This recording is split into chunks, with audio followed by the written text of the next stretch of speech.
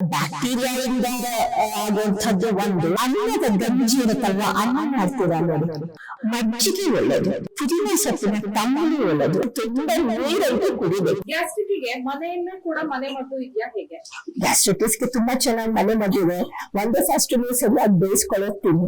ಎರಡನೇದು ಗ್ಯಾಸ್ಟ್ರೈಟಿಸ್ಗೆ ನಮ್ಗೆ ಏನು ಅದ್ರಲ್ಲಿ 2-3 ಥರದ್ದು ಬರುತ್ತೆ ನೋಡಿ.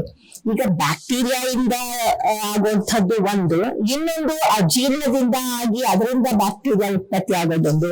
ಹೀಗೆ 4 ಕಾರಣಗಳು ಇರುತ್ತೆ. ಜನರಲ್ ಆಗಿ ನಾನು ಹೇಳ್ಬೋದು ಅಂತಂದ್ರೆ, ಅನ್ನದ ಗಂಜಿ ಇರುತ್ತಲ್ವಾ, ಅನ್ನ ಮಾಡ್ತೀರಾ ನೋಡಿ, ಅದ್ರದ್ದು ಗಂಜಿ ಮತ್ತೆ ಒಂದು ಸ್ವಲ್ಪ ಭಾಗದ ಅನ್ನವನ್ನ ಚೆನ್ನಾಗಿ ಹಿಸುಕ್ಬಿಟ್ಟು ಅದಕ್ಕೆ ಹಸಿಮೆಣಸಿನಕಾಯಿ ಹಾಕ್ಬಾರ್ದು, ಇಂಗು ಹಾಕ್ಬಿಟ್ಟು ಒಗ್ಗರಣೆ ಹಾಕಿ ಕುಡಿಯೋದು ಕೂಡ ಗ್ಯಾಸ್ಟ್ರೈಟಿಸ್ಗೆ ಒಳ್ಳೇದು. ಮಜ್ಜಿಗೆ ಒಳ್ಳೇದು, ಪುದೀನ ಸೊಪ್ಪಿನ ತಂಬುಳಿ ಒಳ್ಳೇದು. ಈ ತರಹ ಮನೆಗಳಲ್ಲೇ ಇರುವಂತಹ ಅನೇಕ ಇದನ್ನ ನಾವು ತಗೋಬಹುದು. ಇದು ನವಣೆ ಅಕ್ಕಿ ಗಂಜಿ ಕೂಡ ಒಳ್ಳೇದು. ಅಂದ್ರೆ ನವಣೆ ಅಕ್ಕಿ ಗಂಜಿ ಮಾಡಿದಾಗ ನವಣೆ ಅನ್ನವನ್ನ ತಗೋಬಾರ್ದು, ಚೆನ್ನಾಗಿ ಅದ್ರದ್ದು ಗಂಜಿಯನ್ನ ಕಲ್ಸ್ಕೊಂಡು ನಾವು ತಿನ್ಬಹುದು. ಇದಿಷ್ಟು ನಮ್ಗೆ ಗ್ಯಾಸ್ಟ್ರೈಟಿಸ್ಗೆ ಒಳ್ಳೇದಾಗುತ್ತೆ. ತುಂಬಾ ನೀರಂತೂ ಕುಡಿಬೇಕು, ಚೆನ್ನಾಗಿ ನೀರು ಕುಡೀರಿ. ಆ ನೀರಿಗೆ ಒಂಚೂರು ಜೀರಿಗೆಯನ್ನ ಕೂಡ ಹಾಕೊಂಡಾಗ ನಮ್ಮ ಗ್ಯಾಸ್ ಅನ್ನ ಕಡಿಮೆ ಮಾಡುತ್ತೆ.